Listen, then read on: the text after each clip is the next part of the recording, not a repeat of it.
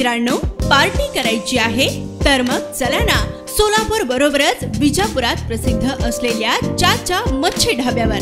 चाचा मच्छी ढाबा, विजापूर रोड, टाकळी, सोलापूर.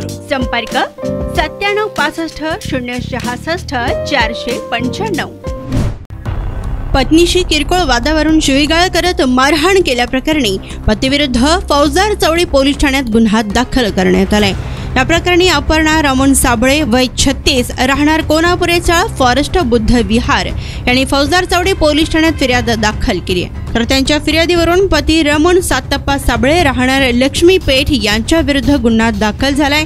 तर याबाबत अधिक माहिती अशी की फिर्यादी अपर्णा साबळे या सासरी नांदत असताना किरकोळ वादविवाद करून रमण साबळे यांनी शिवीगाळ करत मारहाणही केली आहे. तसेच मुलगी झाली म्हणून मारहाण करून तू मला पसंत नाही, केवळ हुंडा मिळावा म्हणून तुझ्याशी लग्न केलंय, तू मला कार घेण्यासाठी माहेरून 5 लाख रुपये घेऊन ये, नाहीतर तू मला बोलायचे नाही, असं म्हणत दमदाटी केली.